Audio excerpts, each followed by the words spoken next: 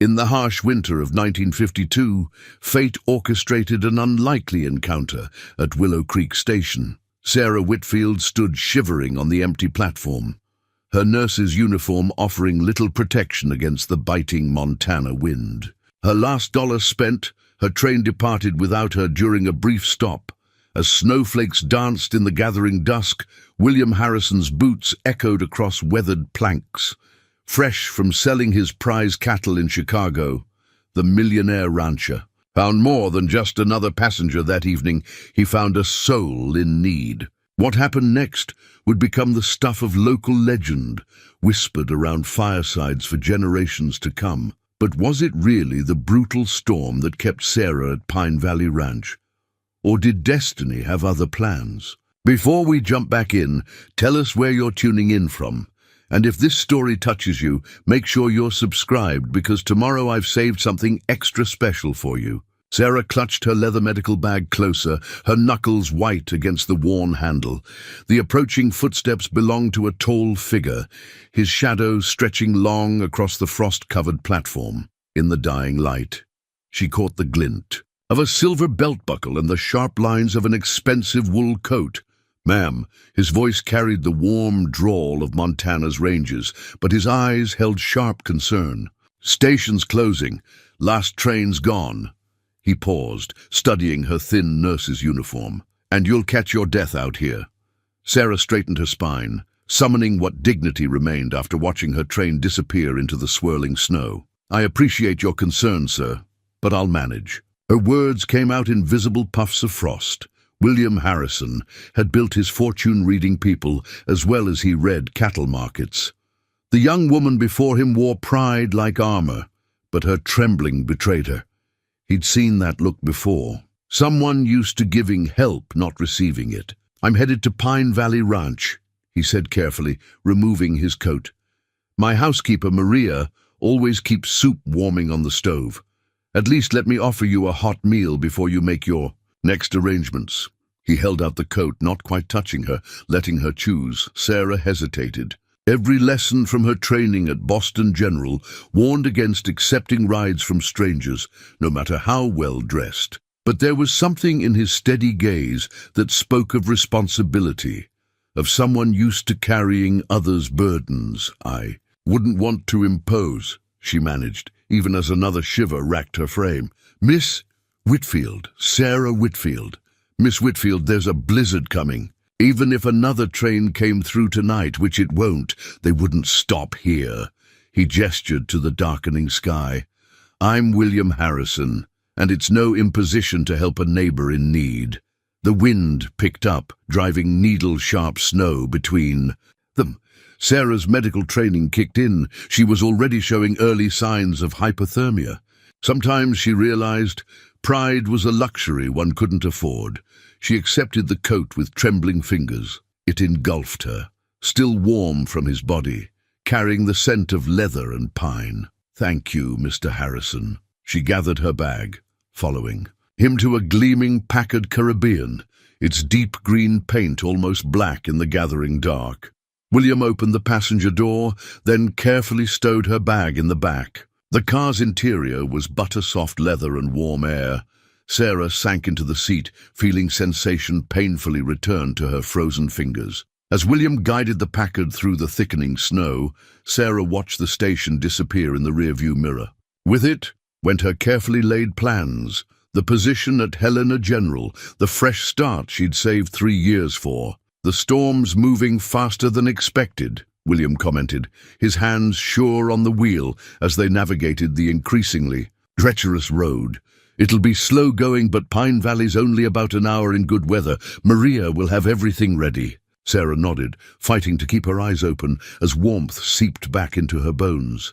"You're very kind, Mr. Harrison. I don't know many who'd stop for a stranger in weather like this."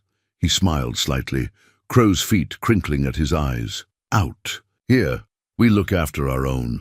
And anyone stuck at Willow Creek Station in a blizzard becomes one of our own pretty quick." The road wound higher into the mountains, the Packard's headlights cutting through curtains of white. Sarah found herself studying her rescuer's profile, the strong jaw dusted with silver, the quiet confidence in his bearing. His clothes spoke of wealth, but his hands were those of a working man. "You're a long way from Boston," he observed. "That's where you trained?" Sarah started. "How did you—" The accent slips through sometimes. "Plus, Boston General's reputation reaches even out here." He navigated a particularly sharp turn. "They train some of the finest nurses in the country." She smiled, despite herself. "You know your hospitals. Let's say I've had cause to be grateful for good medical care over the years." Something flickered. Across his face, an old pain quickly masked. The snow thickened, and William slowed the Packard further. Sarah could barely see 10 feet ahead now. Her training kicked in again. If they got stranded out here, in these temperatures— "Nearly there," William said, as if reading her thoughts. "See that light through the trees? That's Maria's kitchen window. She keeps it lit as a beacon in weather like this." Sure enough, a warm glow beckoned through the white void. As they drew closer, Pine Valley Ranch emerged from the storm like a ship from fog, a sprawling 2-story ranch house, its windows glowing with welcome. The kitchen door swung open before William could reach it, spilling golden light across the snow-covered path. A short, sturdy woman with silver-streaked dark hair stood framed in the doorway, worry etched across her face. "Senor William." "Thanks be to God." Maria's accent thickened with concern as she ushered them inside. "The radio says the passes are closing." Her sharp eyes took in Sarah's pale face and uniform. "Ay, pobrecita, come to the stove." The kitchen was everything a ranch kitchen should be: warm, spacious, and dominated by a massive cast-iron stove that radiated blessed heat. Copper pots hung from overhead racks, and bundles of dried herbs scented the air. Sarah found herself guided to a chair near the stove's warmth, her frozen fingers wrapping around a mug of something that smelled of cinnamon and comfort. "Mexican hot chocolate," Maria explained, already ladling soup into heavy ceramic bowls. "My grandmother's recipe. Good for the soul." She shot William a look that held volumes of unspoken communication. "I'll prepare the blue room." William nodded, removing his snow-dusted hat. "Miss Whitfield will be our guest until the storm passes." His tone brooked no argument, though none seemed forthcoming from his housekeeper. Sarah sipped the chocolate, feeling warmth spread from her core. "I really can't impose." "Impose?" Maria's laugh was warm and rich. "In this weather? The wolves themselves seek shelter. Besides," she winked, "it will be nice to have another woman's voice in this too-quiet house." The soup was a revelation: rich beef broth, tender vegetables, and something that made Sarah think of home, despite being unlike anything she'd eaten before. "This is wonderful," she managed between spoonfuls. "Caldo de res," Maria said with satisfaction. "Good for cold nights and lost souls." She bustled about the kitchen with practiced efficiency, somehow managing to tend to both her guests and what seemed like half a dozen other tasks simultaneously. William ate quietly, occasionally answering Maria's questions about his business. In Chicago, Sarah found herself studying the kitchen, noting the curious blend of luxury and practicality. The stove alone must have cost a fortune, yet it bore the marks of daily use. Fresh bread cooled on racks beside preserves in jewel-toned jars. "The phone lines are down," William announced, returning from a brief check of his study. Sarah hadn't even noticed him leave. "Radio says the storm's settling in for at least 2 days." Maria crossed herself. "Those poor men out checking the north pasture. They'll have reached the line shack by now," William assured her. "Rodriguez knows these storms too well to be caught out." Sarah set down her empty mug, fighting a wave of exhaustion. The warmth and good food, after hours of cold and worry, were taking their toll. Maria noticed immediately. "Enough talk of weather and wolves. The blue room is ready, and I've laid out some things you might find useful." She shooed Sarah toward the stairs with motherly authority. "Tomorrow is soon enough for decisions." The blue room proved to be a spacious chamber on the second floor, dominated by a 4-poster bed and furnishings that would have graced any fine Boston home. True to its name, the walls wore a soft shade that reminded Sarah of summer skies. A fire crackled welcomingly in the hearth. "The bathroom is through there," Maria indicated a door. "I've left out towels and some things to sleep in. They belong to—" She hesitated fractionally. "They're clean and warm." On the bed lay a flannel nightgown and thick robe, both obviously expensive but well worn. Sarah touched them gently, wondering about their previous owner. "Thank you," she said, meaning it for more than just the clothes. "I don't know how to repay such kindness." Maria's face softened. "In this life, we all need shelter from storms. Sometimes," she patted Sarah's hand. "Rest now. Morning brings new light." After Maria left, Sarah stood at the window watching the snow transform the world into something alien and beautiful. Somewhere out there, a train was carrying her hopes for a new beginning to Helena. Yet here she was, in a stranger's home, surrounded by more genuine kindness than she'd known in years.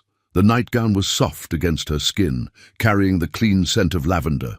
As Sarah slipped between sheets that felt like clouds, she heard the deep voice of William Harrison and Maria's warmer tones drifting up from below, discussing preparations for the storm ahead. Her last thought before sleep claimed her was that she couldn't remember the last time she had felt so safe. Dawn crept into the blue room like a shy visitor, softened by snow still falling beyond the frost-laced windows. Sarah woke to unfamiliar silence, the deep quiet that comes only with heavy snow. For a moment, she lay still, orienting herself. In the strange room, with its elegant furnishings and lingering scent of lavender, a gentle knock preceded Maria's voice. "Breakfast in 30 minutes, if you're ready to join us." Sarah found clean clothes laid out, a wool skirt and sweater that, like the nightgown, spoke of quality and previous ownership. Her nurse's uniform, she discovered, had been expertly cleaned and pressed overnight. The morning light revealed details missed in last night's exhaustion. A delicate silver brush set graced the dresser. A bookshelf held medical texts alongside leather-bound classics. This room, she realized, had been carefully maintained, as if waiting for someone's return. Downstairs, she followed the scent of coffee to find William in what appeared to be a study. He stood at a broad window, silhouetted against the white world beyond, his attention caught by a photograph on his desk. He turned at her footsteps, smoothly setting the frame face down. "Good morning, Miss Whitfield. I trust you slept well?" "Very well, thank you." She hesitated, then added, "The room is lovely. I hope I'm not displacing anyone." A shadow crossed his face. "No, not anymore." He gestured to a chair. "Please, sit.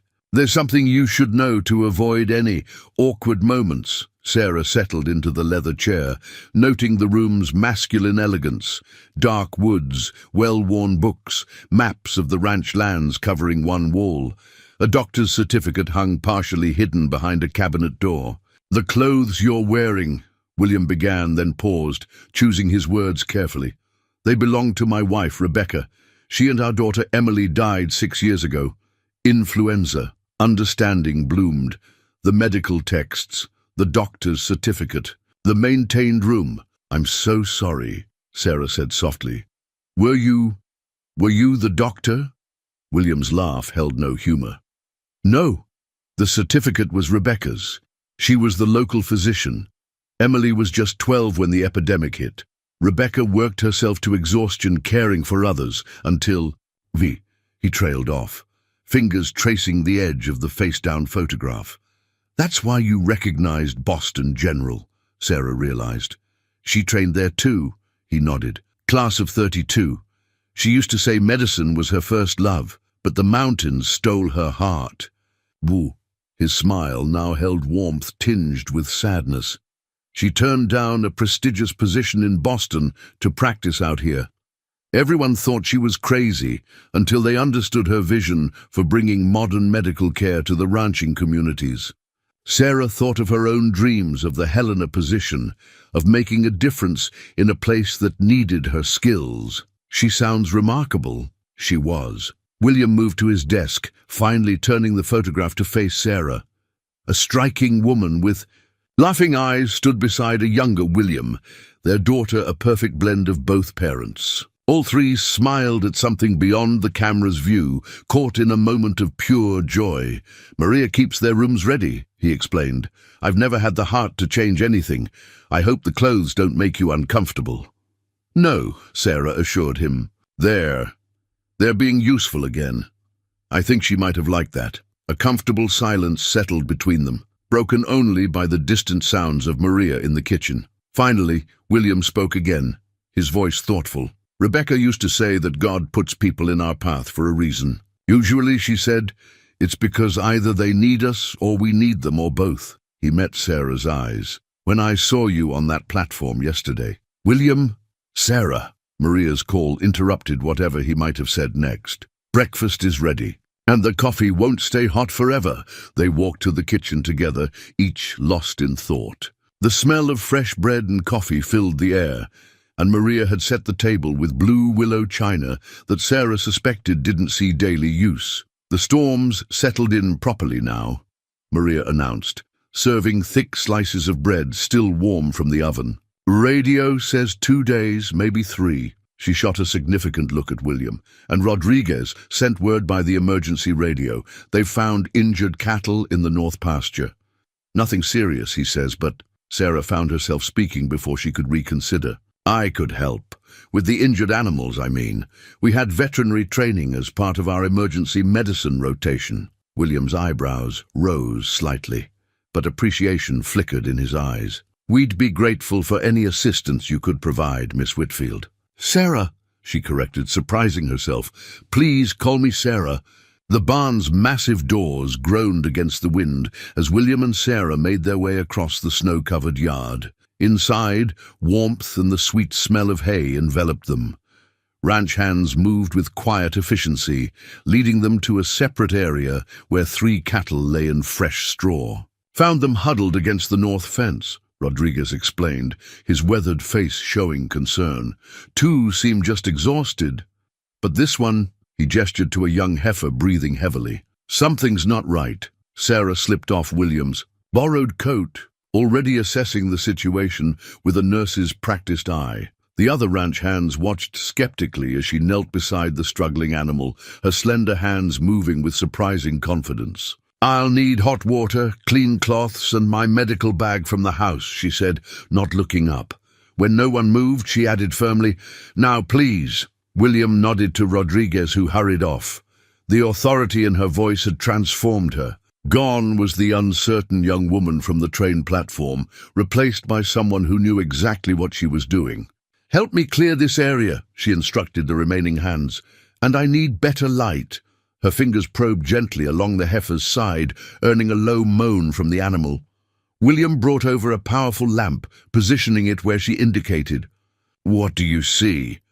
"Probably pneumonia setting in, but there's something else." Her hands moved lower, and she drew in a sharp breath. "She's pregnant. The calf's positioned wrong.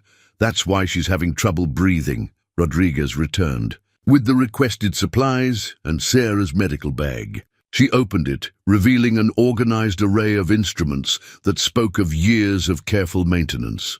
"I can help her," Sarah said, looking up at William. "But I'll need everyone to follow my instructions exactly. Time is critical." William studied her face for a moment, then turned to his men. "You heard the lady. Whatever she needs." For the next 2 hours, Sarah directed her impromptu medical team with quiet efficiency. She showed them how to hold the heifer still, demonstrated the proper way to clean and prepare the area, and explained each step as she worked to reposition the calf. "In human medicine," she said, her voice steady despite the strain of her task, "we learn to be gentle but firm. Animals aren't so different." Her hands moved with practiced precision. "They know when you're trying to help, just like people do." William found himself impressed not just by her skill, but by how she managed the men. She answered their questions without condescension, taught them basic medical principles they could use in future emergencies, and earned their respect through simple competence. "There," she finally said, sitting back on her heels. "The calf's properly positioned now. She should be able to breathe easier." She began cleaning her instruments with mechanical precision, the routine evident in every movement. "She'll need antibiotics for the pneumonia. I can write down the type and dosage." "We have them," William said quietly. "Rebecca kept a full dispensary. I've maintained it." Sarah nodded, understanding. "She'll need monitoring through the night. The next 24 hours are critical." "I'll stay with her," Rodriguez volunteered, surprising everyone. "My father was a vaquero in Mexico. He taught me about birthing cattle. I know what to watch for."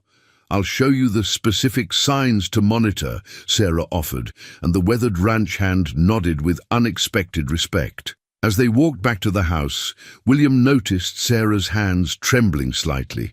Not from cold, but from the aftermath of intense concentration. Without comment, he draped his coat around her shoulders again. "That was impressive work," he said simply. Sarah smiled tiredly. "I had excellent helpers. Your men are good at following medical direction, almost like they've had practice." "Rebecca trained them," William explained. "She believed everyone on the ranch should know basic medical care. Out here, help can be hours away." They reached the house just as Maria opened the door, the smell of fresh coffee wafting out. Come in. I've hot coffee and lunch waiting." She clucked disapprovingly at their snow-covered state. "Sarah, mi vida, you're exhausted. Sit. As Sarah sank gratefully into a kitchen chair, she noticed the ranch hands touching their hats respectfully as they passed the window. Word of her skill would spread quickly in a place like this, she knew. She had passed some sort of test today, though she hadn't known she was taking one. "You've earned your place at the table today," Maria said softly, setting a steaming cup before her, just like another doctor did many years ago. William's hand brushed Sarah's shoulder briefly as he passed. "Welcome to Pine Valley Ranch, Dr. Whitfield." "Nurse," she corrected automatically, but smiled at the respect in his voice. "Just a nurse." "Out here," he replied, "we judge people by what they can do, not by their titles." The next few days fell into an unexpected rhythm. Sarah woke each morning to the smell of coffee and Maria's fresh bread, dressed in Rebecca's carefully preserved clothes, and found herself increasingly involved in the ranch's daily life. The ledger in William's study began to fill with her neat handwriting alongside his bold strokes, medical notes about the recovering heifer, supply inventories, and observations about other animals that could benefit from preventive care. "You have good business sense," William commented one morning, finding her reviewing the medical supply lists. She sat at Rebecca's old desk, morning light turning her hair to copper. "Boston General taught us management alongside medicine," Sarah explained, not looking up from her calculations. "A hospital is useless if you can't keep it supplied." She tapped her pencil thoughtfully. "You've maintained an impressive inventory here, but some of these medications are approaching expiration." William leaned against the desk, studying her focused expression. "Rebecca used to say the same thing. She'd drive into Helena twice a year to update everything." Now Sarah did look up, her green eyes meeting his. "The storm's clearing. I could help you organize a new order before I leave for Helena." The word "leave" hung between them like frost on a window. William straightened, his face carefully neutral.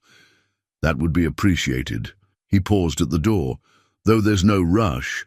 The roads won't be passable for at least another week. After..." He left. Sarah stared at the ledger, her pencil motionless. The position at Helena General had been her dream, a fresh start, away from Boston's painful memories. Yet somehow, in just a few days, Pine Valley Ranch had begun to feel like something more than temporary shelter. The sound of boots on the porch drew her from her thoughts. Rodriguez appeared in the study doorway, hat in hand. "Señorita Sarah, the heifer's time is close. Would you come?" In the barn, Sarah found herself working alongside the ranch hands with practiced familiarity. They moved together like a well-rehearsed dance, each knowing their role. The birth was quick and uncomplicated, nature taking its course while human hands stood ready to help if needed. "A strong bull calf," Rodriguez announced proudly, as if he himself were responsible for the successful delivery. "We'll call him Doc, in your honor." Sarah laughed, wiping her hands on a clean cloth. "Hardly a doctor, Mr. Rodriguez." "Ah, but you have the heart of one," he replied seriously. "And out here, that matters more than papers on a wall." Later, washing. Up in the kitchen, Sarah noticed Maria watching her with thoughtful eyes. "What is it?" "You remind me of her," the older woman said softly. "Not in looks. Rebecca was tall, dark, but in spirit. The way you move in this house, like you understand its rhythms. The way you care for all creatures, not just the two-legged ones." Sarah dried her hands slowly. "Tell me about her."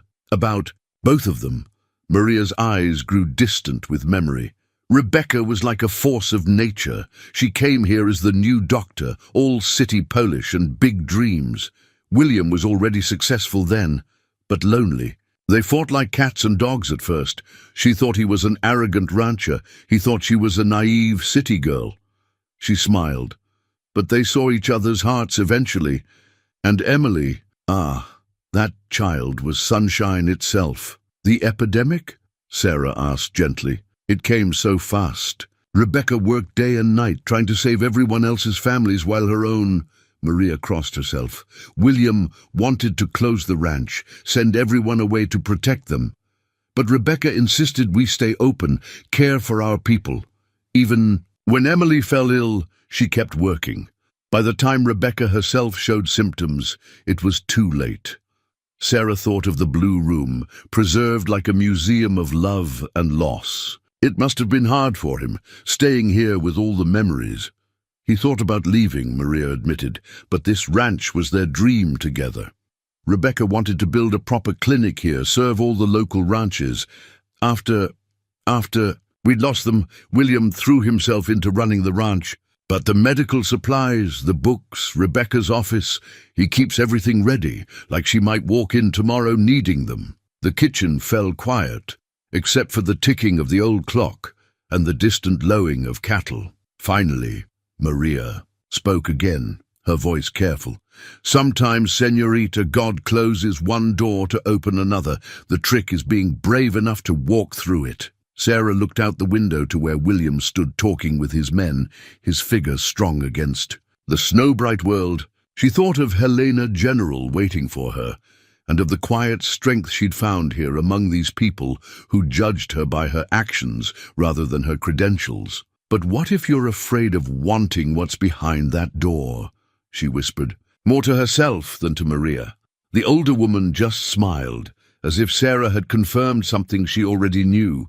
Evening settled over Pine Valley Ranch like a soft blanket, bringing with it a different kind of quiet. The day's work done, Sarah found herself drawn to the study's warmth. William sat in his usual leather chair, reading glasses perched on his nose as he reviewed papers. The old radio on the shelf played softly, some crooner singing about moonlight and memories. "Would you like some company?" she asked from the doorway. A week ago she would have hesitated. Now it felt natural. He looked up, removing his glasses with a slight smile. "Always, though I warn you, ranch accounts make for dull conversation." "Then, perhaps we need better topics." Sarah settled into what she'd come to think of as her chair, tucking her feet beneath her. "Tell me about Chicago. How did a Montana rancher end up making deals in the Windy City?" William set aside his papers, reaching for the decanter of whiskey he kept on a side table. He poured 2 fingers into each of 2 cut crystal glasses, offering one to Sarah with a raised eyebrow. She accepted with a nod. "My father believed in diversification," he began, settling back. "Said a man who only knows cattle knows nothing. He sent me to study economics at Northwestern. I hated every minute of city life, but I learned how money moves." He sipped his whiskey.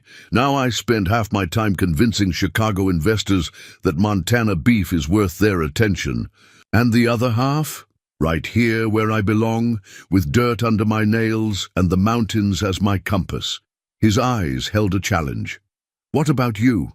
How does a Boston nurse end up on a train to Helena?" Sarah studied the amber liquid in her glass, gathering her thoughts. "I needed a fresh start. Boston held too many complications." "Complications have names, usually." She smiled wryly. David. Dr. David Morton, chief surgeon at Boston General. He was brilliant, charming, and very married, though he conveniently forgot to mention that last part until his wife showed up at the hospital Christmas party. Understanding dawned in William's eyes. Ah, the scandal wasn't quiet. His wife was from one of Boston's oldest families. Suddenly I was the other woman. Never mind that I ended it the moment I learned the truth. Sarah took a larger sip of whiskey than she intended. He kept his position, of course. I kept my reputation for being difficult and untrustworthy, so Helena offered a clean slate. No one there knows about David Morton or his lies. She set down her glass. I've learned to be careful with trust since then. William's voice was gentle. Yet you trusted a stranger who offered you a ride in a snowstorm. That was different. Sarah met his gaze.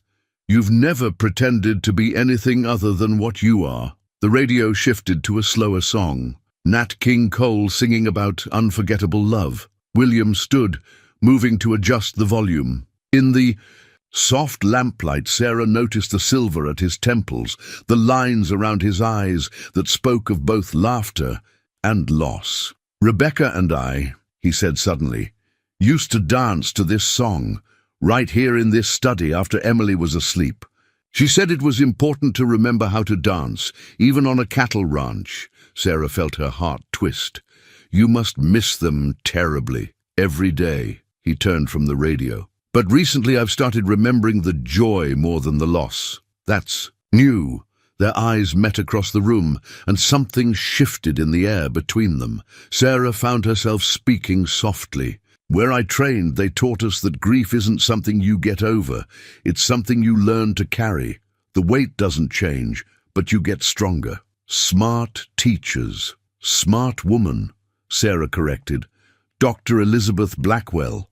First female physician in America. She knew something about carrying heavy things. William moved back to his chair, but the quality of silence between them had changed. It felt richer somehow, full of unspoken understanding. The roads to Helena will be clear soon, he said finally.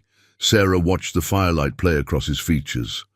Yes, Pine Valley could use a good nurse.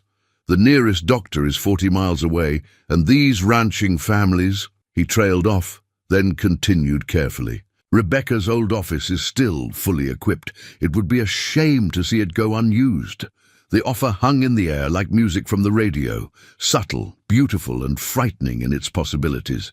Sarah thought of Helena General waiting for her, of Boston behind her, and of this quiet study where two people who understood loss had found unexpected comfort in each other's company. I should probably get some rest, she said softly, standing. At the door, she paused. William? Yes? Thank you for the dance lesson, even without the dancing. His quiet chuckle followed her into the hallway, warming her more than the whiskey had. The general store in Willow Creek was warm after the crisp morning ride, though Sarah noticed how conversations quieted when she entered with William. Mrs. Henderson, the proprietor's wife, watched them over her spectacles with poorly concealed. Dressed, Sarah felt suddenly conscious of wearing Rebecca's coat. William Harrison, a sharp voice called from near the coffee bins. Didn't expect to see you in town so soon after Chicago. Judge Matthews's wife, Clara, a pillar of local society, approached with the confidence of old money and older connections. Her eyes raked over Sarah. And who might this be? William's hand settled protectively at the small of Sarah's back. Mrs. Matthews, allow me to introduce Nurse Sarah Whitfield. She's been helping with medical care at the ranch during the storm. Nurse? Clara's perfectly plucked eyebrows rose. How resourceful of you. Her gaze lingered on Rebecca's coat. Though I'm sure the hospital in Helena is wondering where their new nurse has disappeared to.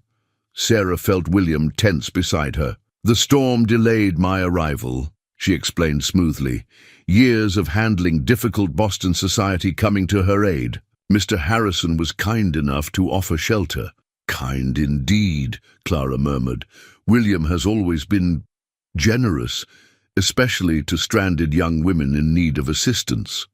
The implication hung in the air like poison. William's voice took on an edge Sarah hadn't heard before. "Clara, oh, don't mind me," Clara interrupted with a practiced society smile. "I'm sure everything is perfectly proper, though people do talk, especially when history seems to be repeating itself. Remember that teacher from Bozeman? The one before Rebecca?" Sarah felt as if she'd been slapped. She'd been naive to think a small town would be less cruel than Boston society. Beside her, William had gone rigid with anger. "If you'll excuse us," he said coldly, "we have business to attend to." Outside, loading supplies into William's truck, Sarah finally spoke. "There was someone before Rebecca." William secured a crate with more force than necessary. "Catherine Davis. She was stranded here during a spring storm 15 years ago. I offered her shelter, just like any decent person would." His jaw tightened. Clara Matthews and her circle turned it into something sordid. Catherine left as soon as the roads cleared. 6 months later I met Rebecca. And now history repeats itself. Sarah kept her voice neutral. "The wealthy rancher and another stranded woman." Sarah, "No, I understand perfectly." She wrapped Rebecca's coat tighter around herself. "I've been in this position before, remember? The subject of whispers and judgments. I won't put you through that again." The drive back to the ranch was silent, heavy with unspoken words. Sarah watched the snow-covered landscape blur past, thinking of Helena General and its promise of professional respect. No whispers, no society matrons measuring her worth by her background. Maria was waiting when they returned, her face concerned. "Senor William, Rodriguez needs you at the north fence. Something about broken posts." William hesitated, looking at Sarah, but she was already heading inside. In the blue room, she began gathering her few belongings, folding Rebecca's borrowed clothes with careful precision. A knock at the door made her turn. Maria stood there, watching her with knowing eyes. "Running away again, Mejia?" "Being sensible," Sarah corrected. "I won't be the cause of gossip that hurts William's reputation or the ranch's." Maria snorted. "Reputation? William Harrison could buy and sell everyone in Willow Creek twice over. You think he cares what Clara Matthews says? He should care. Business depends on relationships, and relationships depend on reputation. I learned that in Boston." "Ah, Boston." Maria came fully into the room, settling onto the bed. "Where you learned to run from fights instead of winning them." She picked up one of Rebecca's sweaters. "You know what they said about her? That she was throwing away her career, coming to this backwater to play doctor to Cowboys. That William only wanted her for her family's connections." She smiled at Sarah's surprise. "Oh yes, Rebecca came from money too, but she stayed and proved them all wrong, built something real here." "That was different," Sarah protested. "She was his wife. And before that, you think it was easy for them?" "Rebecca used to say that people who gossip are just angry, that you have the courage to live the life they're afraid to try." Maria stood, patting Sarah's cheek. "The question isn't what Clara Matthews thinks. The question is what you want." Sarah touched the soft wool of Rebecca's sweater. I want to make a difference, to use my skills where they're needed, to build something real." "And you think you'll find that in Helena? In another big hospital where you're just one more nurse?" Before Sarah could answer, they heard William's truck starting up again outside. Maria moved to the window. "He's heading to town again," she said quietly. "Probably to have words with Judge Matthews about his wife's behavior." "That man?" She shook her head fondly. "He fights for what matters to him." Sarah joined her at the window, watching the truck disappear down the snow-packed drive. "I never asked him to fight for me." "Mi vida," Maria said gently. "Sometimes the heart fights, even when the head says run." The china cup shattered against the study's fireplace just as William walked in. He stood in the doorway, snow melting from his coat, watching Sarah stare at the broken pieces of Rebecca's favorite teacup. "I'm sorry," she whispered, already kneeling. "To gather the fragments. I was angry, and I'll replace it." "Some things can't be replaced." His voice was tired. He'd been gone for hours dealing with Judge Matthews and the aftermath of Clara's gossip. Though some can be repaired, don't. Sarah's hands trembled as she collected the pieces. Don't make this into a metaphor about staying. I can't be Rebecca for you. The silence that followed was deafening. Then William crossed the room in 3 long strides, catching her hands before she could cut herself on the broken china.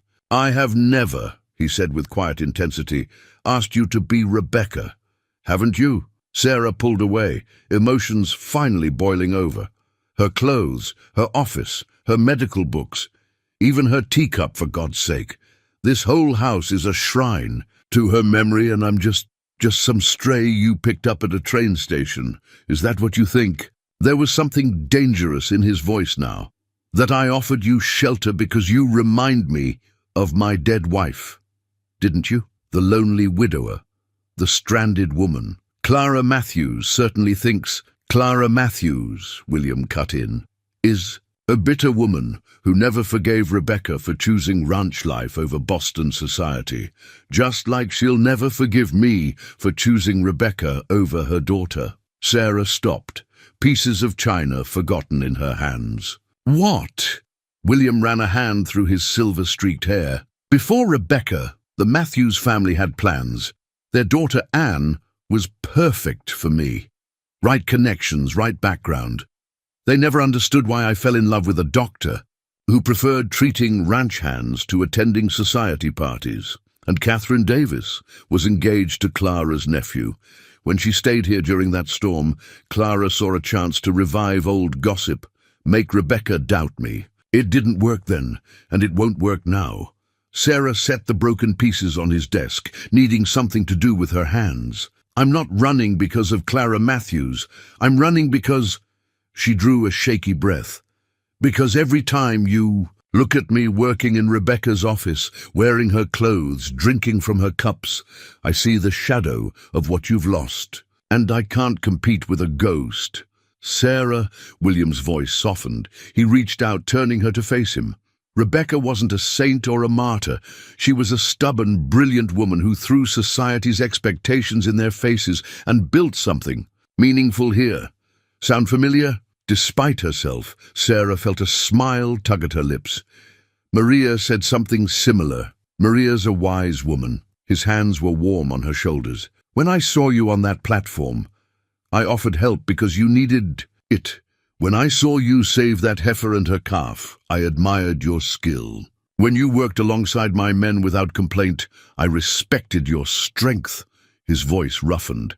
And when you sit in this study at night, sharing whiskey and understanding, that has nothing to do with Rebecca and everything to do with you. Sarah looked up at him, seeing the truth in his eyes. I'm still not sure I belong here. Neither was Rebecca at first. Neither was I, taking over from my father. Belonging isn't something you find, Sarah. It's something you build. She thought of the ranch hands tipping their hats to her, of Maria's maternal wisdom, of the local families who could benefit from proper medical care. And if I wanted to build something here, then we'd start with Rebecca's old office. Update it. Make it yours. These mountains need a good nurse more than Helena does. His thumb brushed her cheek, wiping away tears she hadn't realized were falling. And I'd like you to stay. Not as Rebecca's replacement, but as yourself. Sarah closed her eyes, leaning into his touch. The gossip won't stop. Let them talk. We'll give them something worth talking about. She opened her eyes to find him smiling, that rare, full smile that transformed his whole face. On his desk, the broken teacup pieces. Egg caught the firelight. Some things can't be replaced, she said softly, echoing his earlier words. No. He drew her closer, but new things can be just as precious. When he kissed her, it felt nothing like an ending. It felt like the first page of a new story, one that would be uniquely their own. In the doorway, unnoticed, Maria smiled and quietly pulled the door closed. In the kitchen, she lit a candle before her small statue of the Virgin Mary. Gracias, she whispered. Some prayers take time to answer, but you always know best. The key to Rebecca's office was heavy in Sarah's hand, its brass worn smooth by years of use. William stood beside her in the early morning light, patient and steady as they faced the closed door together. "You're sure about this?" he asked quietly. Sarah nodded, fitting the key into the lock. The door opened with a soft creak, releasing the scent of leather-bound books and memory. Morning sun streamed through tall windows, illuminating the medical cabinet's gleaming glass, the solid oak examination table, the desk where another healer had once dreamed of serving these mountains. "It's perfect," Sarah breathed, running her fingers along the spines of medical texts. "All of it. We'll need to update some equipment, certainly, but the bones of a proper clinic are here." William watched her move through the space, seeing it transform already in her quick mind. Rebecca always said a good medical setup needs three things: the right tools, the right knowledge, and the right heart. She was right. Sarah opened the medical cabinet, examining its contents with professional interest. "Though I'd add a fourth, the right support." She turned to him with a smile. "Speaking of which, I had an idea about the north pasture." He raised an eyebrow. "The one with the broken fence?" "The very one." She pulled a folded paper from her pocket, a rough sketch showing the pasture divided into sections. "If we're going to serve the surrounding ranches, we need easier access. That pasture is right where three main trails meet. With some work, it could become a proper road." William studied the sketch, noting the careful measurements and practical considerations. "You've given this some thought." "I had trouble sleeping last night." She flushed slightly. After our conversation in the study, his eyes softened at the memory. "I didn't sleep much either." He set the sketch on Sarah's desk now.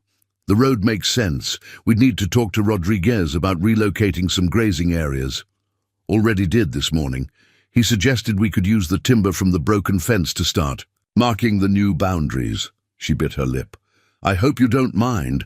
I know I should have asked first, but—" William silenced her with a kiss, brief but tender. "This is exactly what the ranch needs, what I need. Someone who doesn't wait to be given permission to make things better." Sarah relaxed against him, fitting naturally into his embrace. "I was thinking about what you said, about belonging being something you build. I want to build this, William. Not just a clinic, but a real medical outpost for the whole region. These families deserve more than a 40-mile drive to the nearest doctor. Just like Rebecca used to say." He felt her stiffen slightly and quickly. Added, "But your vision is bigger." She focused on the ranch families. "You're thinking about the whole region." "The world's changing," Sarah said thoughtfully. "These isolated communities need to adapt, or they'll fade away. But that doesn't mean losing what makes them special. It means building bridges, literal and figurative ones." A knock at the door interrupted them. Maria stood there with a knowing smile, carrying a tray laden with coffee and breakfast. "I thought you might need sustenance for planning your empire." As she set up their breakfast on a small side table, Sarah noticed something familiar among the dishes. "Maria, is that—" "Rebecca's teacup. See?" The housekeeper's eyes twinkled. "I saved the pieces. My grandmother taught me about kintsugi, the Japanese art of repairing broken pottery with gold. The breaks become part of the beauty." She gestured to the cup, now whole again but with fine golden lines tracing its mended cracks. "Some things are more beautiful for having been broken." William touched one of the golden seams gently. "How long have you been waiting to do this?" "Since the moment I heard it break." Maria patted his cheek. "Some of us have faith in new beginnings." She headed for the door, then turned back. "Oh, and Rodriguez says the men are ready to start marking the new road whenever you give the word." News travels fast on a ranch. After she left, Sarah picked up the repaired cup. "She's quite something, your Maria." "Our Maria," William corrected. "Just like it's our ranch now. If that's what you want." Sarah set the cup down carefully and took his hands in hers. "What I want is to build something real, something that honors the past but isn't trapped by it." She gestured to the office around them. Rebecca built an incredible foundation here.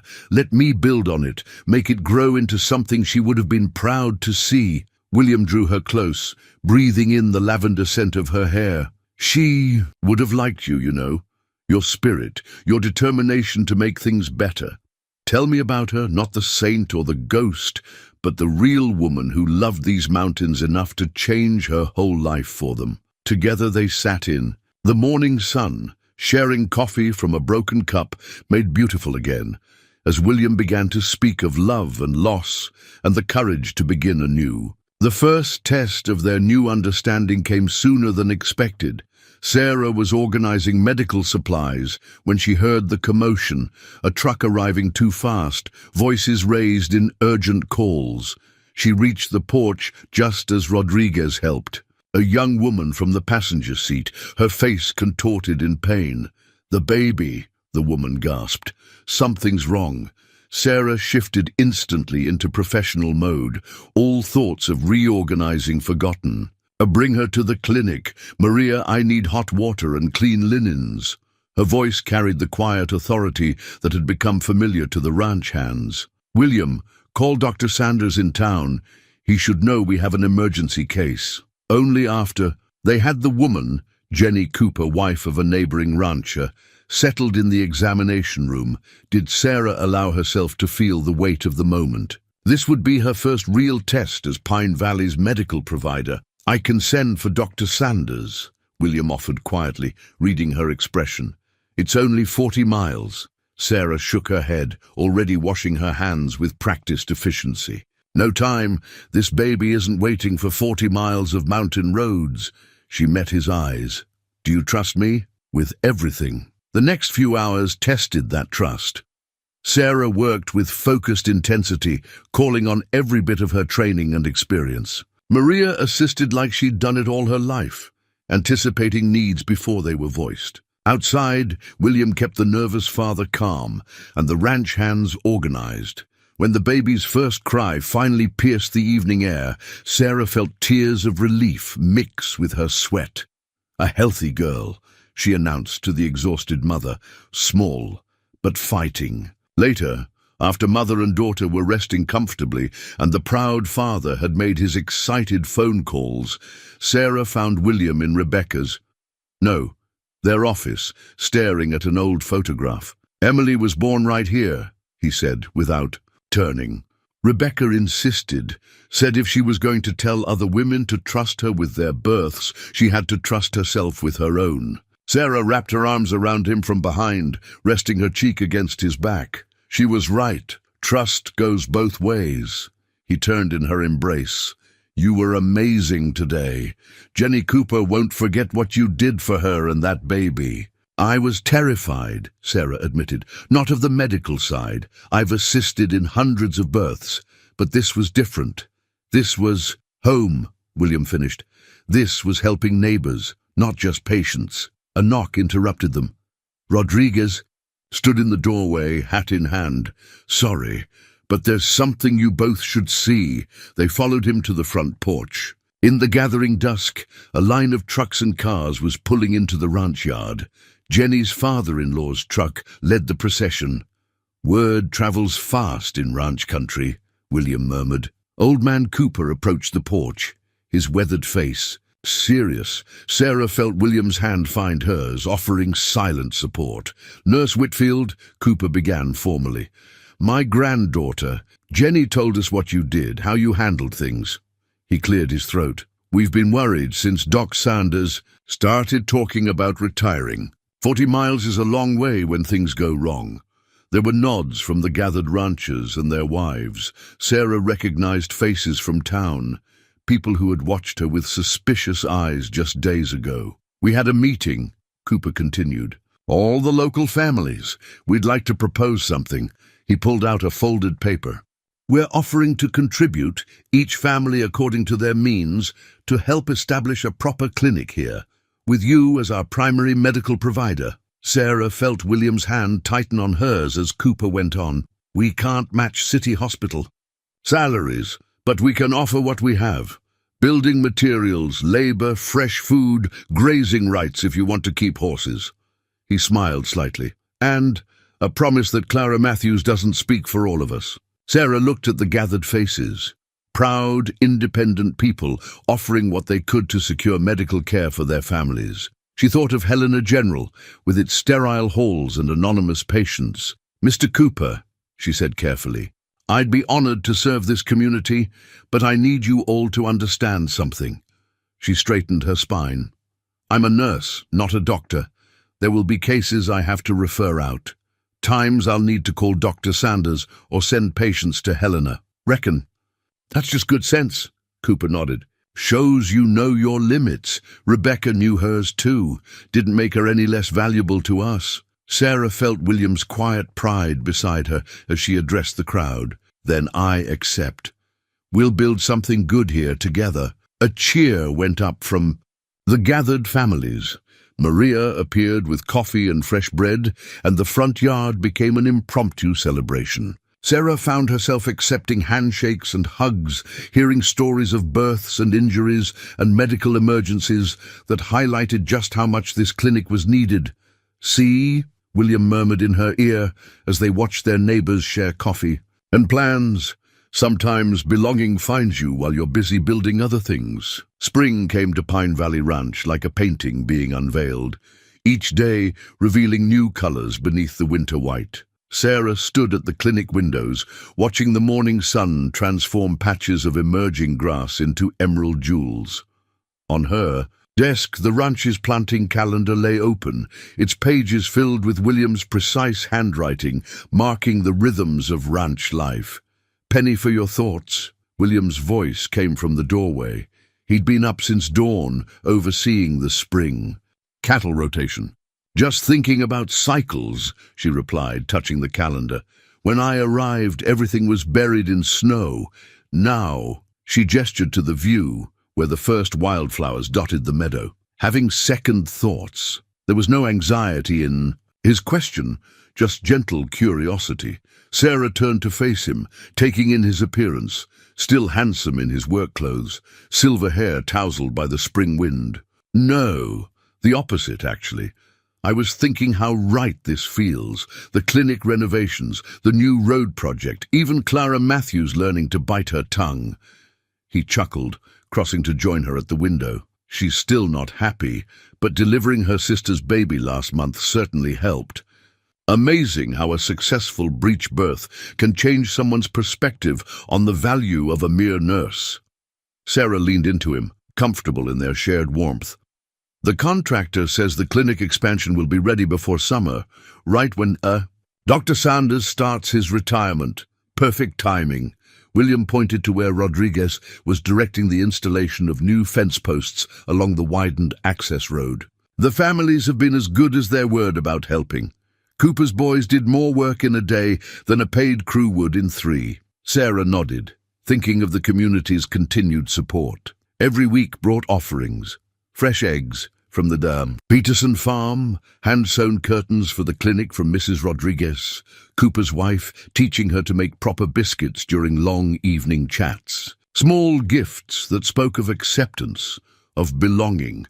"I got a letter from Helena General yesterday," she said quietly. William stilled beside her but didn't pull away. "And they wanted to know if I'd reconsider their offer.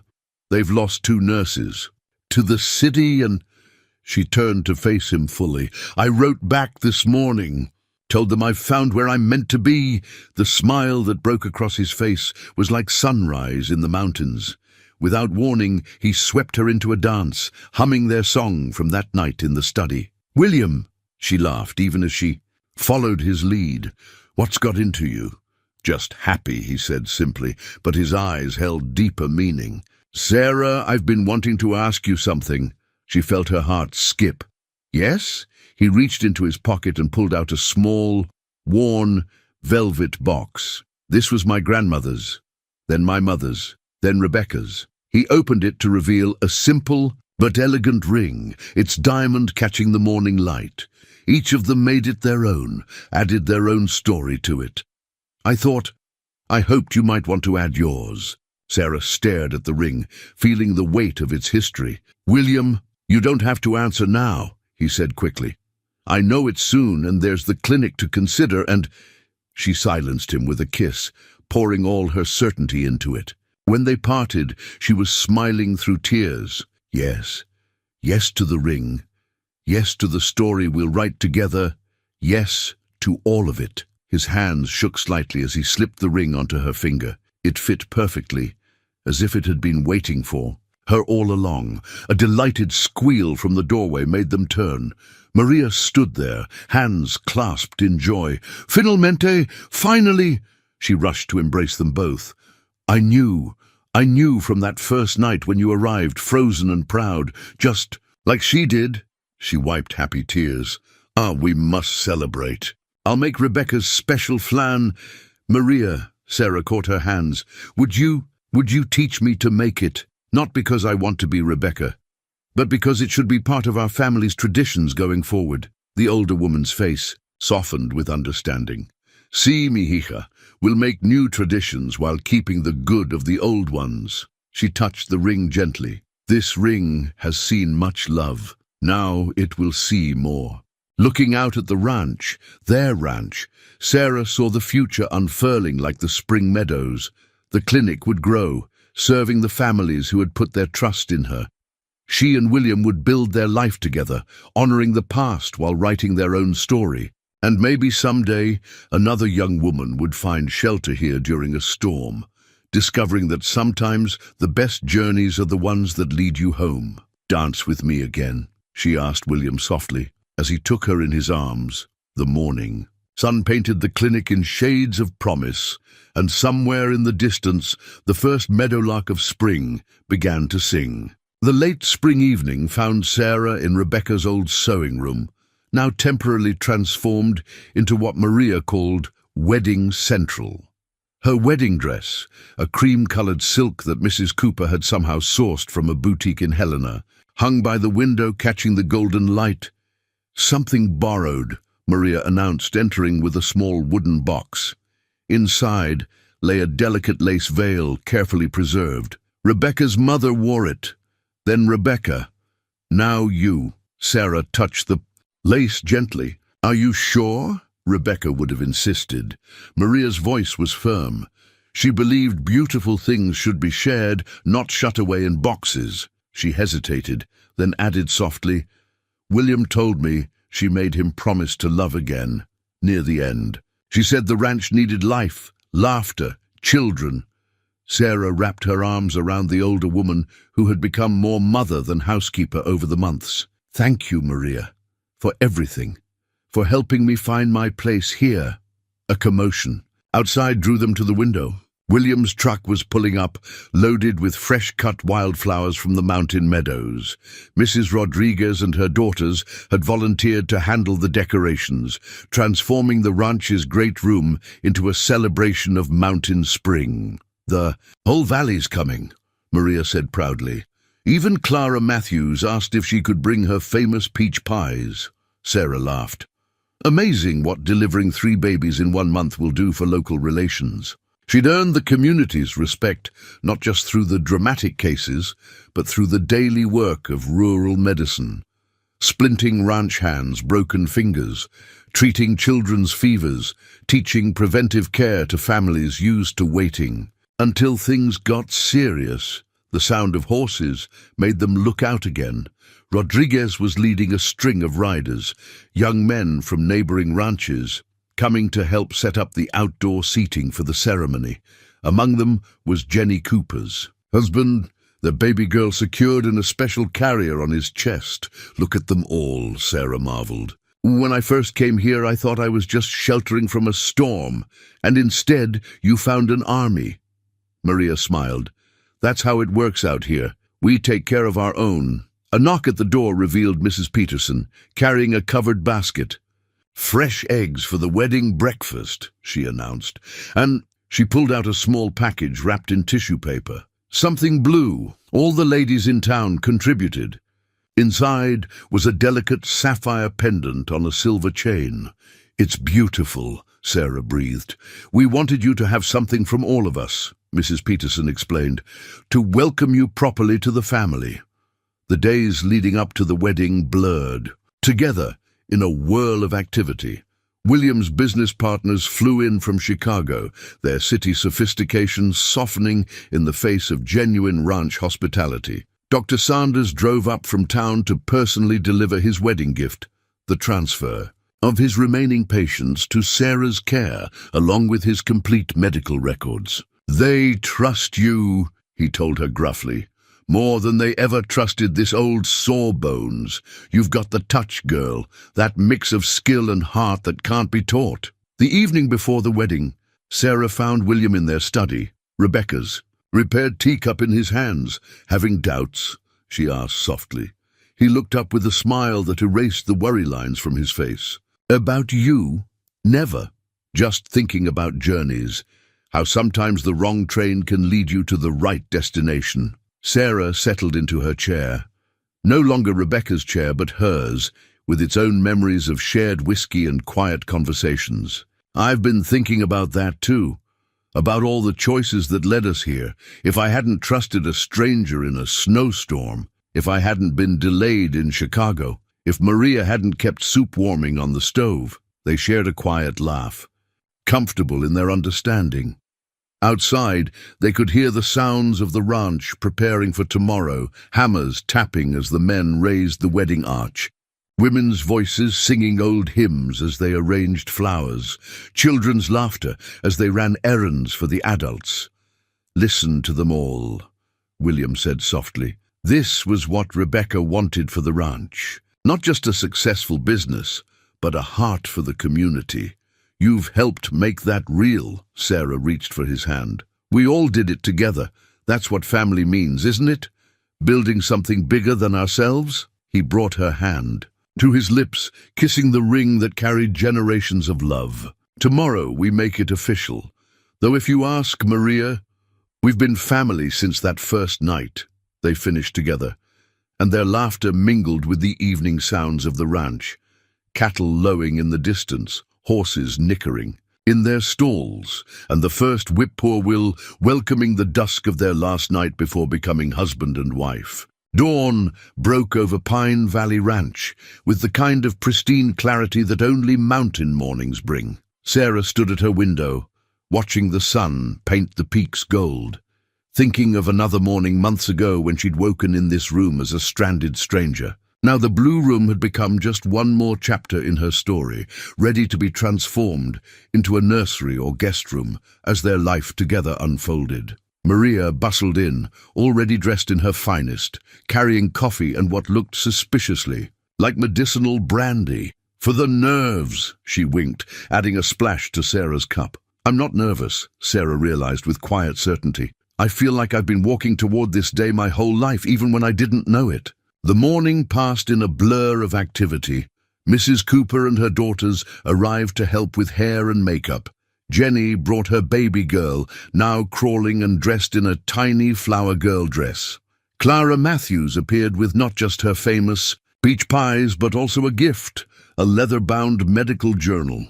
"It was Rebecca's," Clara said softly. "I've had it since the epidemic. She'd want you to have it, to add your own notes, your own stories." Sarah accepted the journal, understanding the peace offering for what it was. "Thank you. Perhaps you'd help me document some of the local medical history? Your memory of the community would be invaluable." Clara's smile was genuine. "I'd like that." Outside, the ranch had transformed.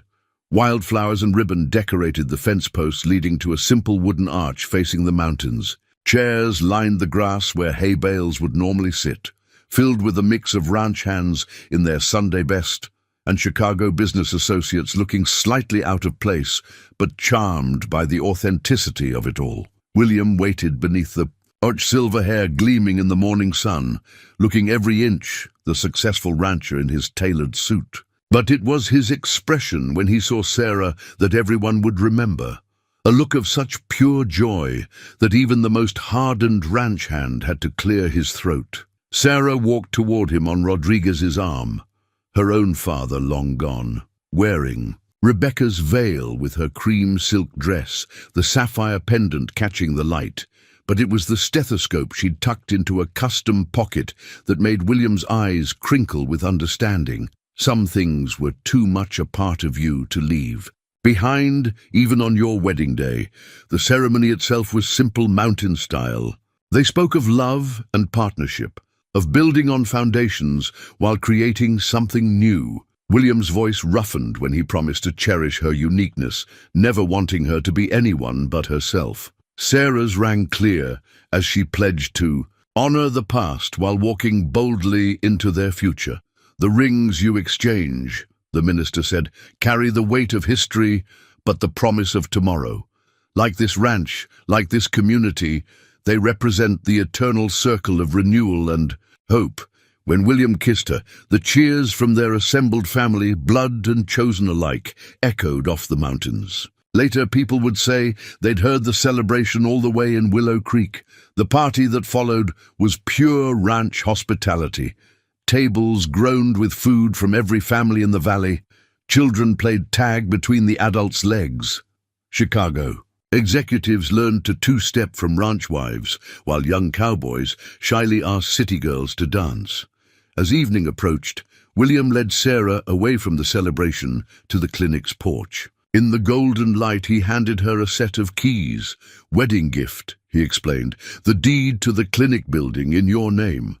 Your own property, your own domain." He squeezed her hand. Rebecca believed that a marriage worked best when both people had their own space to grow. Sarah touched the keys, feeling the weight of trust and possibility. She was right, she smiled up at him. "I have a gift for you too."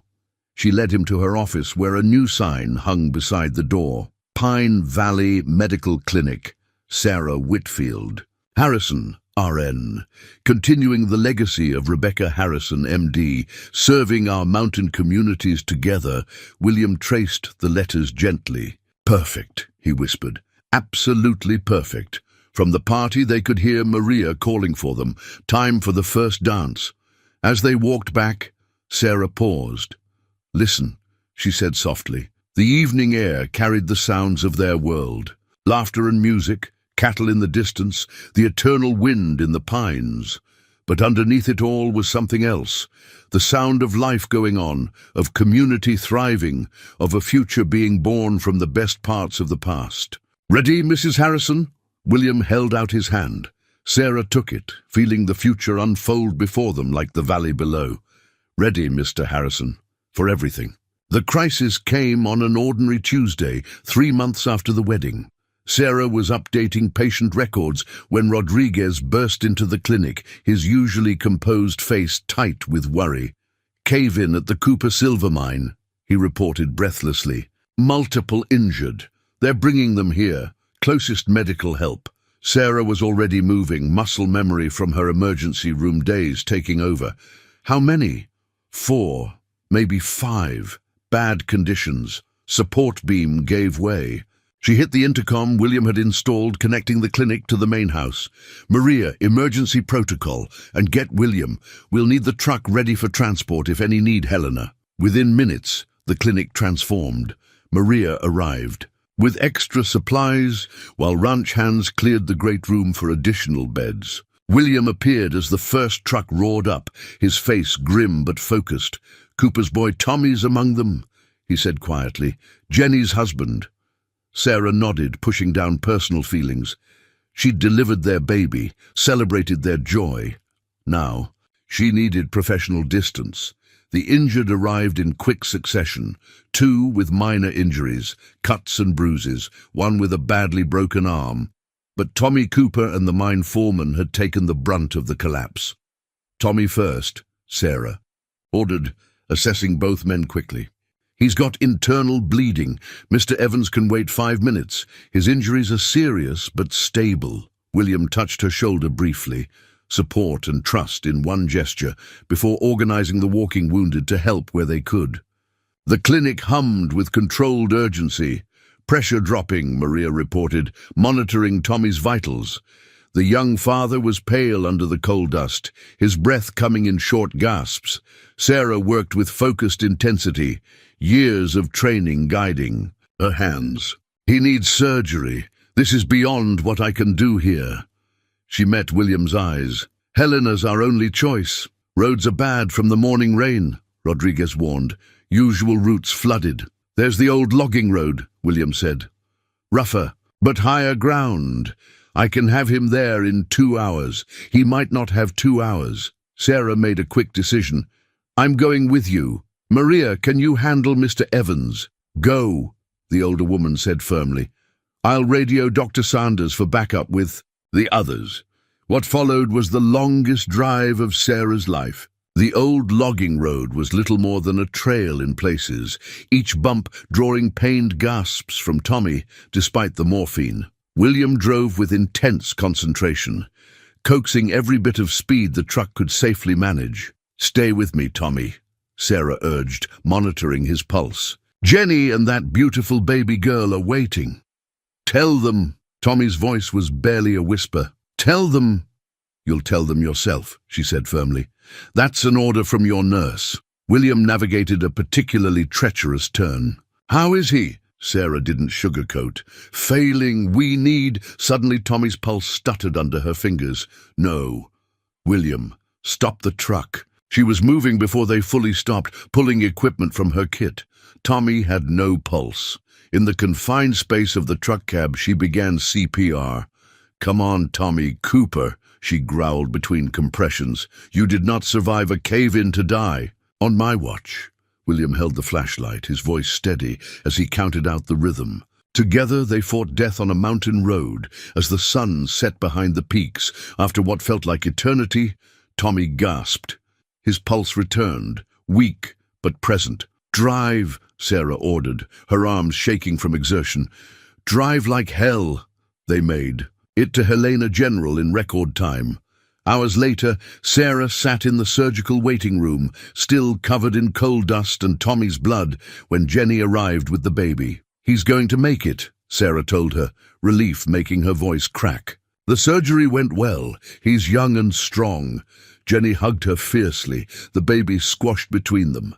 Clara Matthews told me what you did on the road, that we almost lost him twice. We weren't going to let that happen, Sarah looked up to find William returning with coffee. We weren't going to let those company doctors be the first to treat one of our own. Later, driving back to Pine Valley in the pre-dawn quiet, William reached for her hand. You know what Tommy said when he woke up? He said he held on because he heard you ordering him to live. Said you sounded just like his mama. Sarah laughed tiredly. Whatever works. You saved his life, not just with medicine, but with love. We saved his life, she corrected. I couldn't have done it without you. She squeezed his hand. That's what partnership means, isn't it? Being stronger together than apart? The sun rose over Pine Valley as they drove home, painting the world in shades of promise. In Helena, Tommy Cooper was beginning his recovery. In the clinic, Maria would be tending to the other miners. And here, on a mountain road that had seen both death and resurrection, a husband and wife drove toward home, their bond strengthened by the night's trials. We make a good team, Mrs. Harrison, William said softly. Sarah smiled, remembering their first drive together through a snowstorm. That felt like a lifetime ago. The best, Mr. Harrison, the very best. Autumn painted Pine Valley in shades of gold and crimson as Sarah made her morning rounds. The clinic's new wing hummed with quiet activity. 2 expectant mothers on bed rest, a ranch hand recovering from appendix surgery, and old Mr. Peterson getting his weekly checkup. Through the windows, she could see William directing the last of the harvest preparations, his voice carrying across the yard as he coordinated with Rodriguez. Blood pressure's much better, Mr. Peterson, she noted, updating his chart. Those new medications are doing their job. Wouldn't have them if not for you, the old rancher grumbled good-naturedly. City doctors wanted me to drive in twice a week for monitoring. At my age, you brought the medicine to me instead. Sarah smiled, remembering the supply network she'd established with Helena General. That's what community medicine is about, meeting people where they are. A soft knock preceded Maria's entrance. Sorry to interrupt, but the health department. Inspector is here early. Sarah squeezed Mr. Peterson's shoulder. Duty call, same time next week? In her office. A stern-faced woman from the state health department was reviewing files with meticulous attention. Sarah recognized the type from her Boston days. Bureaucrats who could make or break a small medical facility with their reports. "Mrs. Harrison," the inspector began, "your application to upgrade from a nursing station to a full rural health clinic is unusual." "How so?" Sarah kept her voice professionally neutral. "You're requesting permissions typically reserved for doctor-led facilities. The scope of services you're providing, the patient load..." She shuffled through papers. "You've performed emergency procedures, managed chronic conditions, even assisted in surgical cases. All within my nursing certification," Sarah pointed out. "And with full backup from Dr. Sanders and Helena General?" "Yes, I've spoken with them. They're surprisingly supportive." The inspector looked up. "As are your patients. My office has received letters from every ranch family in the valley, testifying to the essential nature of your services." Sarah hadn't known about the letters. She felt a warm glow of pride and gratitude. "There's also," the inspector continued, "the matter of your predecessor. Dr. Rebecca Harrison's reputation still carries weight with the board." "I'm not trying to replace Rebecca," Sarah said quietly. "I'm building on her foundation, adapting it for today's needs. These families deserve comprehensive care, even if it comes from a nurse instead of a doctor." The inspector was silent for a long moment, studying Sarah over her glasses. Finally, she closed her file. "The board will need time to review everything, but..." She allowed herself a small smile. "I'll be recommending approval of your upgrade request. What you've built. Here is exactly what rural healthcare should look like." Later, sharing the news with William over lunch in their study, Sarah found herself emotional. "It doesn't feel real. 6 months ago I was just trying to prove myself. Now you're revolutionizing rural healthcare delivery." William finished proudly. "Rebecca would be amazed at how you've expanded her vision." Sarah touched the repaired teacup on her desk, their daily reminder that broken things could become beautiful in new ways. "It's not just me. The whole community made this possible." As if to prove her point, the sound of trucks approaching drew them to the window. The Cooper family was leading a procession of vehicles up the drive, truck beds loaded with the harvest bounty. "The annual harvest share," William explained, "though it looks bigger than usual this year."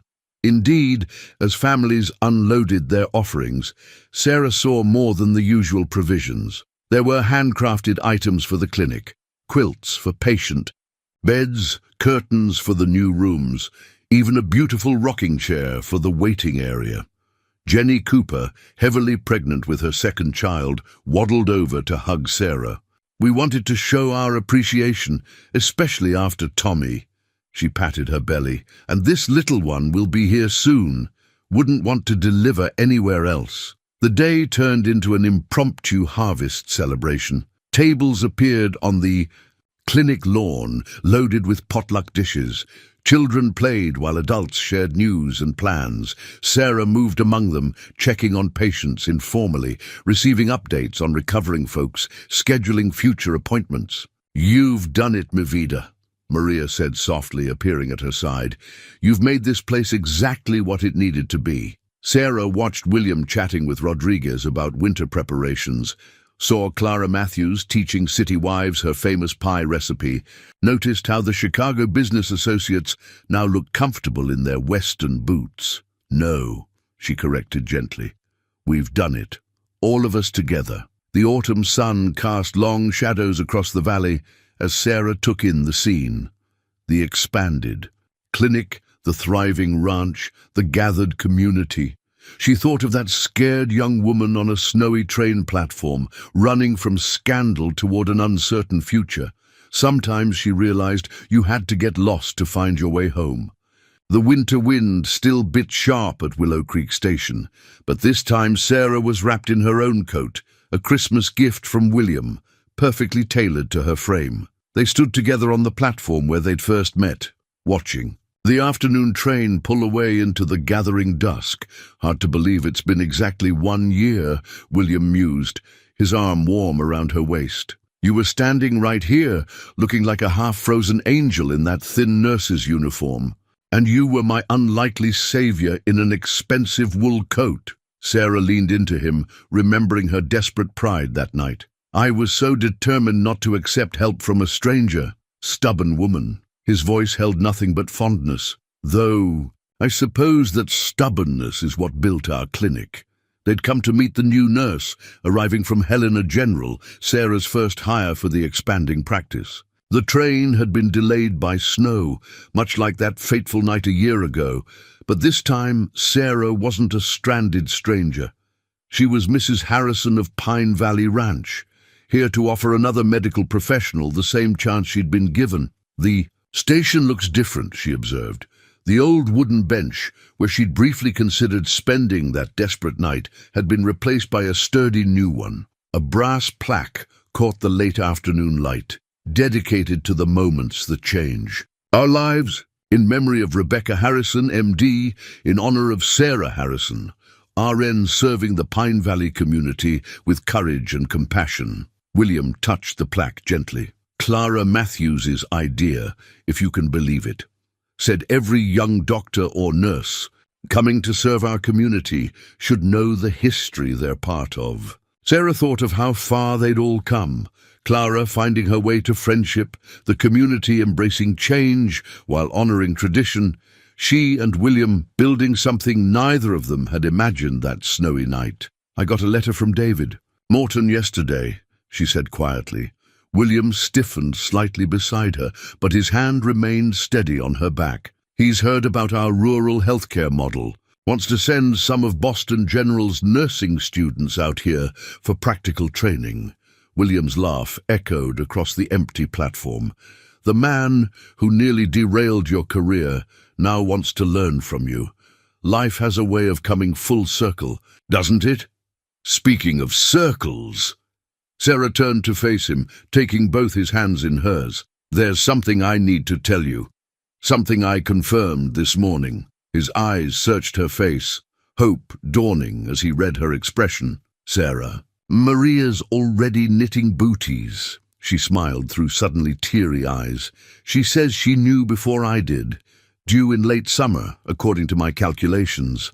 William pulled her close, his kiss tasting of joy and winter air. When they parted, she saw tears in his eyes too. "Rebecca's old nursery could use some updating," Sarah finished, "though I'd like to keep the rocking chair.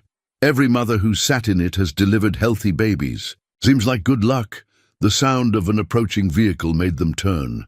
Rodriguez was right on schedule, bringing hot coffee and Maria's fresh bread for their wait. "Any sign of the new nurse?" he called, then noticed their emotional faces. "Ah, I should come back?" "No." Sarah wiped her eyes, laughing. "Stay, we're celebrating. New beginnings, old memories, and..." She pressed William's hand to her still flat stomach. "Future arrivals." Rodriguez's face split in a wide grin. "Dios mío, wait until Maria hears," though she probably already knows that one. They shared coffee and bread in the station's waiting room, where Sarah had once huddled alone. Now the space was warm with friendship and purpose. Rodriguez told stories about William as a young rancher, making them laugh with tales of his early mistakes and triumphs.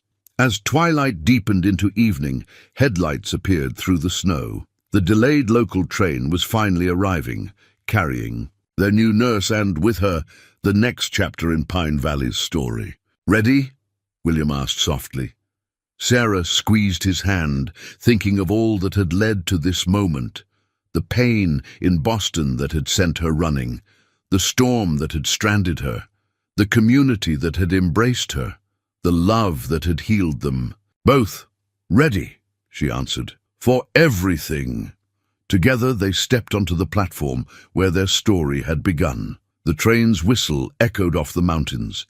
The same sound that had once filled Sarah with despair now rang with promise. Soon they would welcome another medical professional to their growing family, show her the beauty of rural medicine, help her find her own place in the valley's embrace. Behind them, the brass plaque gleamed in the station lights, reminding all, who passed that sometimes the worst moments of our lives can lead us exactly where we need to be, and ahead of them stretched all the years to come, filled with healing, growth, and the kind of love that builds something greater than ourselves.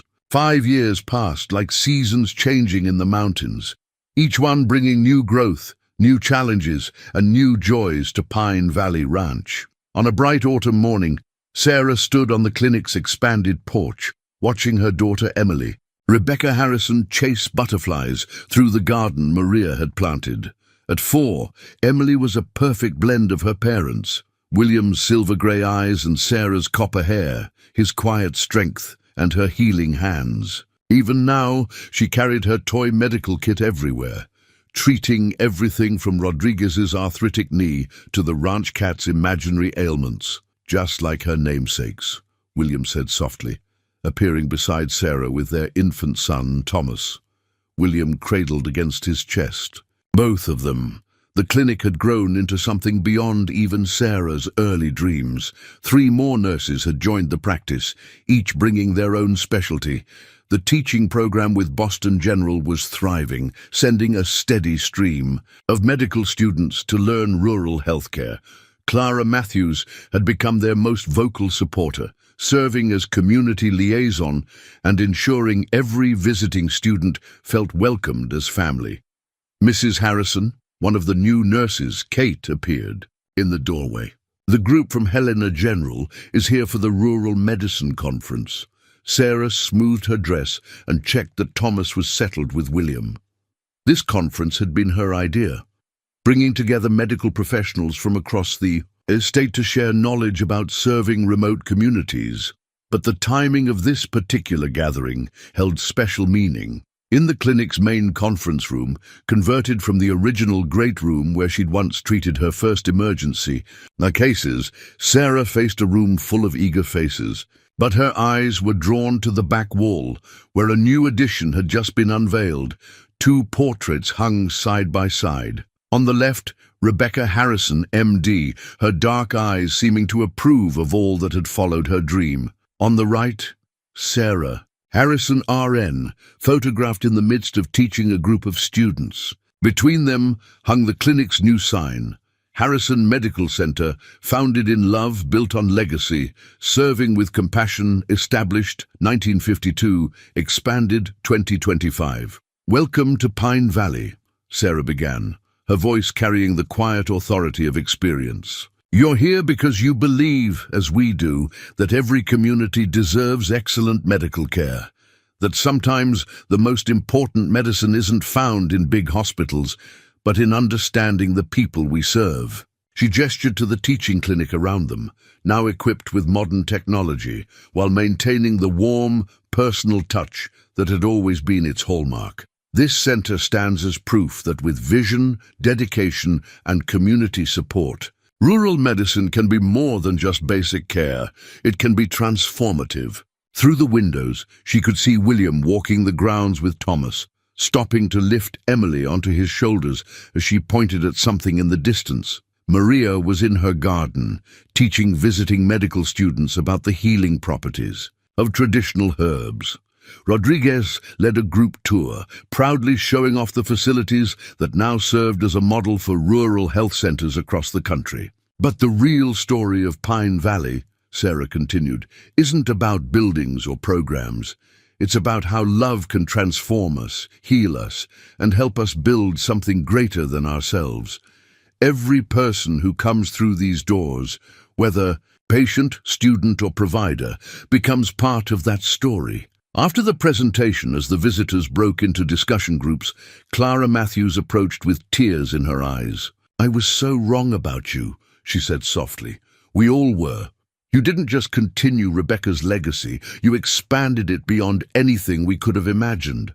Sarah hugged the older woman, remembering how far they'd come from those early days of whispered gossip and judgment. We all did it together. That's what community means. Later that evening, after the visitors had gone and the children were asleep, Sarah and William stood in their study.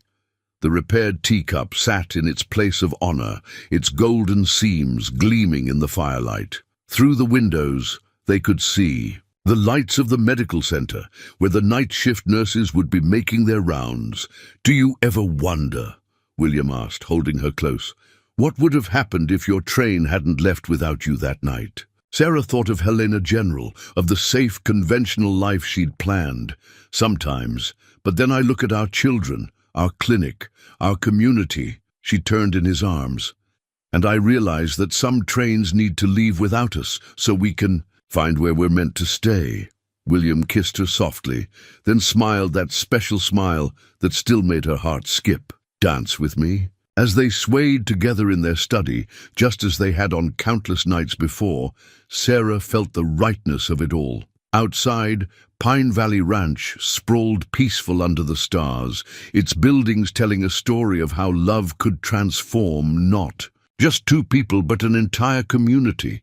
And somewhere, Sarah liked to think, Rebecca was smiling, knowing her legacy had grown into something even more beautiful than she'd dreamed, just as a broken teacup could become stronger and more precious at its mended places.